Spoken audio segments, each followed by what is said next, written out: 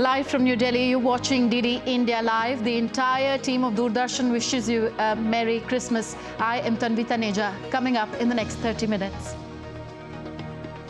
India's Prime Minister Narendra Modi meets members of the Christian community, attends celebration event in New Delhi, says India acknowledges Christian community's contribution to the nation.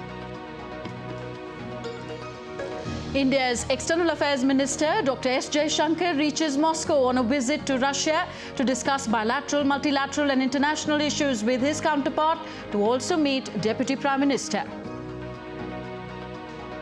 And the world celebrates Christmas. Lights, Christmas trees bring festive sparkle to the world all over as the Pope delivers a solemn sermon for world peace.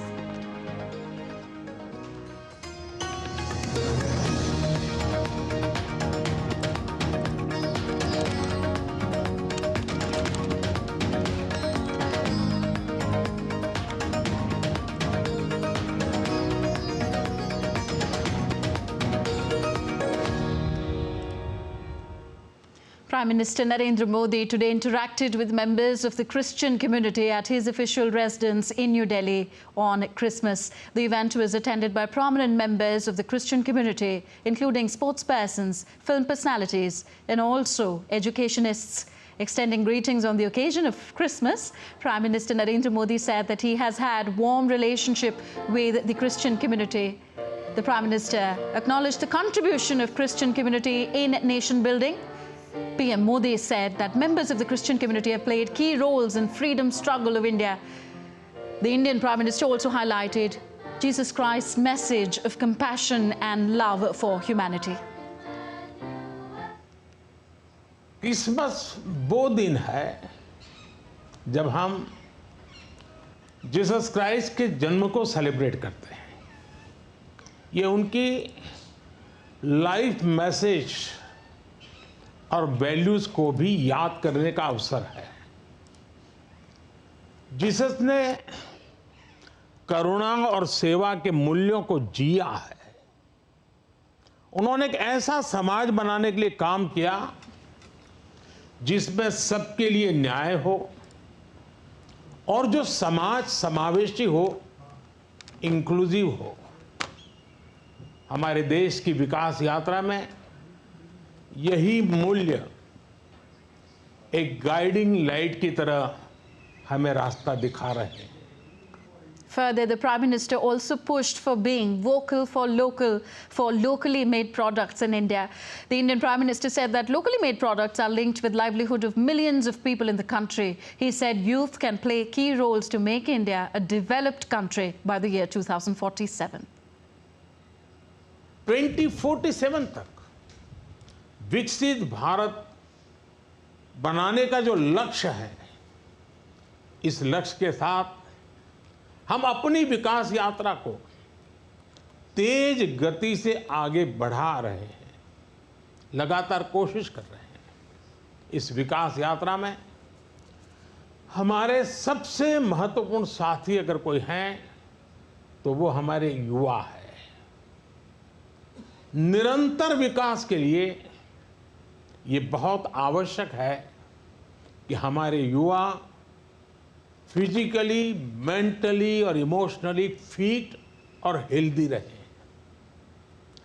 इस उद्देश्य से चलाए जा रहे कई अभियान जैसे fit India, millets का उपयोग, न्यूट्रिशन पर फोकस, मेंटल हेल्थ के प्रति जागरूकता और ड्रग्स के खिलाफ अभियान जन आंदोलन बन चुके हैं। मैं क्रिश्चियन कम्युनिटी के लीडर से, विशेषकर जो एजुकेशन और हेल्थ केयर इंस्टीट्यूशन से जुड़े हैं, उनसे आग्रह करूंगा कि वो इन विषयों के प्रति लोगों को और जागरूक बनाएं। On to West Asia now. 5 Israeli hostages killed in Hamas's captivity were recovered from an underground tunnel in northern Gaza today. Meanwhile, Israeli army on Sunday released footage showing what it said an operation to dismantle Hamas's northern underground headquarters in Gaza. The bodies of 5 Israeli hostages killed in Hamas captivity were recovered from an underground tunnel network in the northern Gaza. Meanwhile, Israeli army on Sunday released footage showing what it said was an operation to dismantle Hamas's northern underground headquarters in Gaza. The Israeli forces uncovered and dismantled a network of terrorist tunnels of Hamas in Gaza. This is a network that was the northern headquarters of Hamas in Gaza. In the headquarters, which is located dozens of meters underground, we found weapons, infrastructure for production of weapons, laboratories where weapons were produced. In a somber video statement, Israel's Prime Minister Benjamin Netanyahu mourned the loss of lives, acknowledging that the war is taking heavy toll. The war has a price, a very heavy price in the lives of our heroic warriors. And we are doing everything to safeguard the lives of our warriors. But one thing that we will not do, we will not stop until we achieve victory. Meanwhile, the Israeli Prime Minister has categorically denied a Wall Street Journal report claiming US President Joe Biden halted an Israeli preemptive strike on Hezbollah in Lebanon. I've seen false publications claiming that the US prevented and is preventing us from operational operations in the region. This is not true. Israel is a sovereign state. Our decisions in the war are based on our operational considerations, and I will not elaborate on that. They are not dictated by external pressures. The Israeli-Gaza war is not seeing an end in the near future, as the militant groups have said they would not discuss any release of hostage unless Israel ends its war in Gaza, while the Israelis have asserted that they are willing to discuss only a pause in fighting. On to the Russia-Ukraine conflict now. The two sides pressed on with their military operations on Sunday, striking each other's military targets, including weapon depots, fighter jets and drones, according to official briefings from the two countries. The Russian Defense Ministry reported that its forces have repelled multiple attacks by Ukrainian army, destroying Ukraine's ammunition depots as well as weaponry, and shot down multiple Ukrainian drones. Russian forces also shot down 4 Ukrainian fighter jets. Meanwhile, the Ukrainian armed forces continued their offensive and shot down 1 Russian Sukhoi Su-34 fighter jet, attacked Russian troops' concentrations and destroyed Russian weaponry over the past 24 hours. Meanwhile, 5 civilians killed in Russian attacks on southern Ukraine's Kherson region, while 1 person was killed and 6 others wounded in Russian-controlled Horlivka as a result of Kiev's shelling. The deaths in Kherson occurred in an incessant Russian shelling of the city and the region, Ukrainian officials said. Kherson's regional military administration said gas and water supplies were partially cut off due to the attacks, which also hit a medical facility. In Horlivka, an area of Ukraine's Donetsk region under Russian control, Ukraine's shelling destroyed a shopping center and several other buildings. A top Russian minister has said on Monday that Russia has the upper hand in weapons production over the West and intends to keep the rate of the growth high. After both the West and Russia ramped up arms production for the Ukraine war, meanwhile, President Vladimir Putin and his defense minister have said that production of artillery, drones, tanks and armored vehicles is soaring.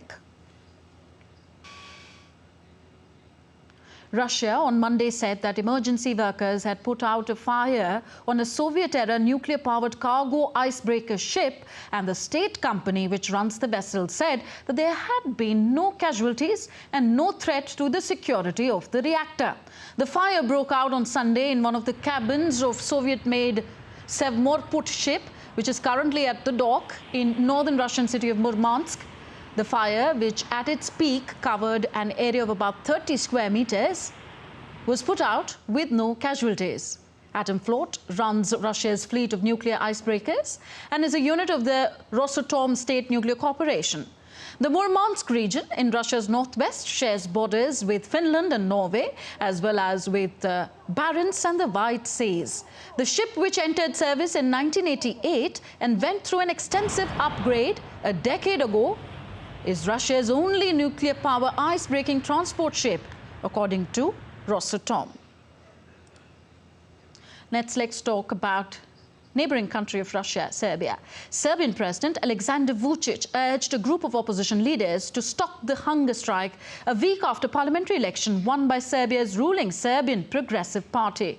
The total of 5 prominent opposition leaders have been on hunger strike, including Miroslav Aleksić and Marinika Tepic, who started the strike on December 18th. The opposition alleged major election law violations in Belgrade city parliament races, including voter registration fraud, bribery, result rigging, and demanded it to be rerun. To all those who are on a hunger strike, I would like to ask that they all end their hunger strike since, honestly, elections were not called at the time because, despite their lack of legitimacy, we had really won the elections and they had lost by a margin of 2-1. They didn't really care, and it is a significant difference if compared to the present situation. So let them return to their duties. They can organize protests every day. Meanwhile, thousands gathered in the Serbian capital in an anti-government protest which turned into clashes with riot police. Protesters hurled stones at Belgrade City Hall demanding the annulment of parliamentary and local elections. Police fired pepper spray after a crowd tried to break in the Belgrade City Hall where the local election commission is based. Some of the protesters climbed the building and broke windows. Earlier, International Monitoring Mission said that the ruling party gained an unfair advantage in snap parliamentary elections through media bias, the improper influence of President Aleksandar Vučić, and voting irregularities such as vote buying. Chad's new constitution was approved by 86% of voters in a referendum held a week ago, but opposition leaders challenged the figures. The country's military rulers have promoted the new constitution, but it had been denounced by opposition politicians, with some calling for a boycott of the December 17th vote. Turnout stood at 63.75%, the Electoral Commission said, which opposition leaders contested. The electoral authorities said that apart from some minor dysfunctions, the referendum had passed off smoothly. The results are preliminary, with the definite results due from the Supreme Court on December the 28th. Tunisia held first local polls under the new constitution. The voting was the first step in determining the composition of a new local and regional national council. However, parties across the political spectrum boycotted the election. They argue the election is the latest step in the president's authoritarian agenda. Tunisia has been in the throes of a deep political crisis that has aggravated the country's economic conditions since 2021, when President Kais Saied ousted the government and dissolved parliament. Moldova's pro-European president, Maia Sandu, intends to run for a second presidential term in late 2024.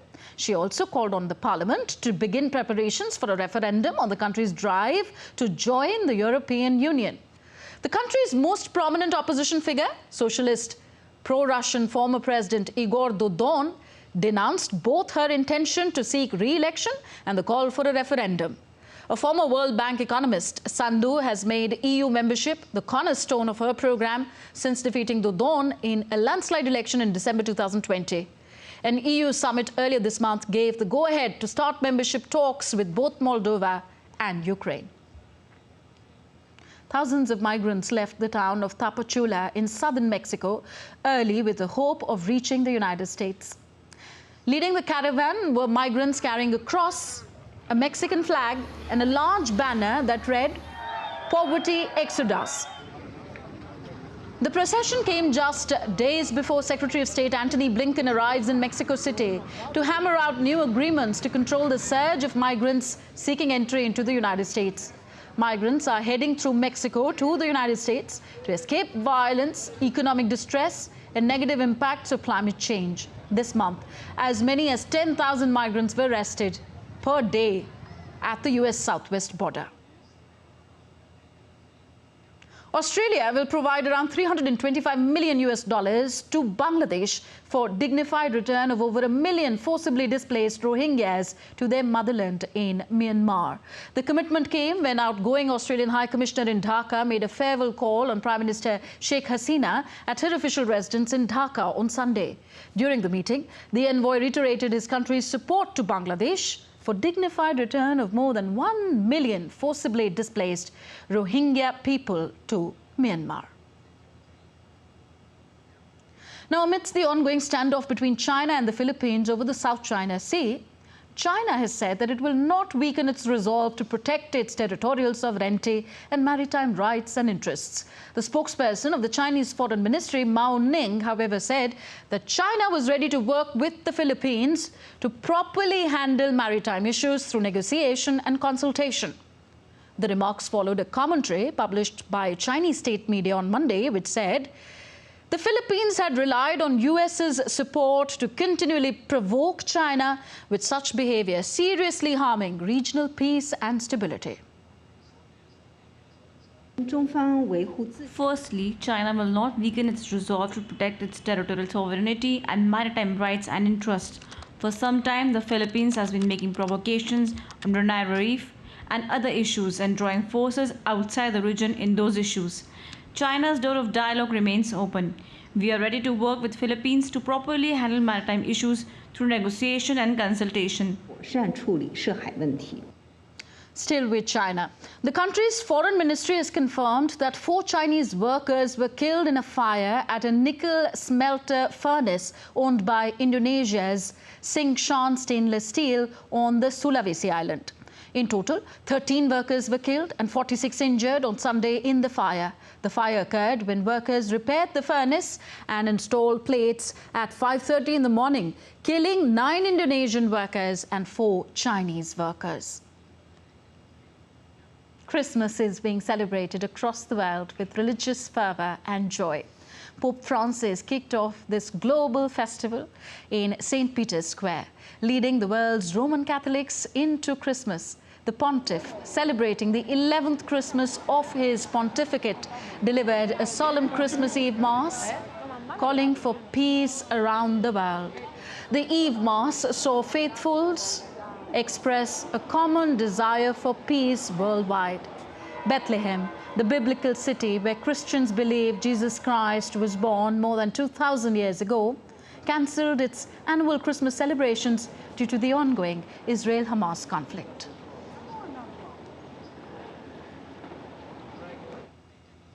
And next we take a look at what else is happening across the world. Hail fell in a town in Australia's New South Wales on Monday, creating a whiteout landscape on Christmas Day. Weather authorities said they had received reports of large-sized hailstones over 5 centimetres falling in the same region. Oxygen savoured on-it taproot sculptures during the traditional Night of the Radishes. Each year, artists and gardeners gathered the day before Christmas Eve to exhibit radishes, intricately carved into designs, reflecting themes from religion to daily life. The origin of this unique tradition dates back to the 16th century, when the Spanish introduced radishes to Mexico. Peruvian police carried out a drug bust operation with the special help of Santa Claus in Hochul, near the capital, Lima. Officer dressed as Santa broke down a door with a sledgehammer and helped to detain the suspects. 2 men were arrested for selling the drug. The annual Surfing Santa Day on Florida's Cocoa Beach saw hundreds of surfing Santas and elves take to the waves.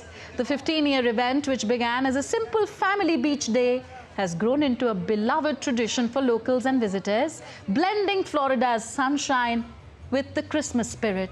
Participants enjoyed live music, a costume contest, and watched the Santas ride the waves. You're with us on DD India Live, still to come in the bulletin. India's Army Chief reviews security situation in Jammu and Kashmir, discusses further strengthening of the counter-terrorism grid in the Union Territory. India's President Draupadi Murmu, Prime Minister Narendra Modi and other leaders pay rich tribute to India's national figures, Pandit Madan Mohan Malviya and Atal Bihari Vajpayee. And the largest ever outreach campaign by the Government of India, the Viksit Bharat Sankalp Yatra, continues in various parts of the country.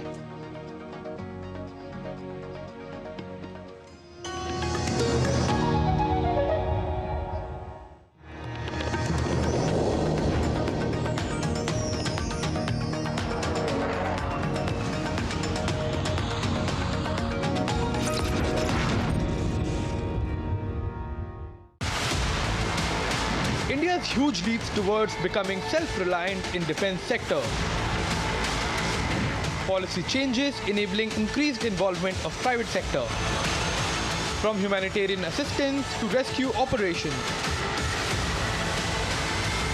Increased synergy among armed forces through joint military exercises. Watch Echoes 2023, India's defenders at these times only on DD India.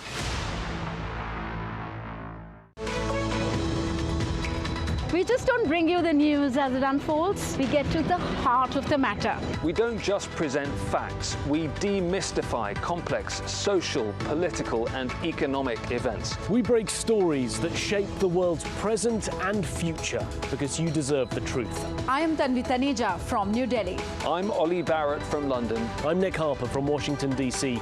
Join us on DD India Global Monday to Friday at these times.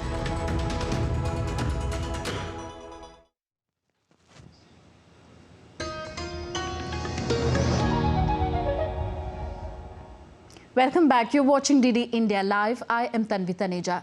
Updates from India again. India's Prime Minister Narendra Modi virtually participated in the Mazduron Ka Hit, Mazduron Ko Samarpit program at Indore on the birth anniversary of former Prime Minister of India, Atal Bihari Vajpayee. On the occasion, Prime Minister Modi handed over a cheque of about $26.93 million pertaining to the dues of the Hukum Chand mill workers. Prime Minister Modi also laid the foundation stone for a 60-megawatt solar power plant in Khargone district. The Indian Prime Minister addressed the occasion and appreciated the efforts of the mill workers.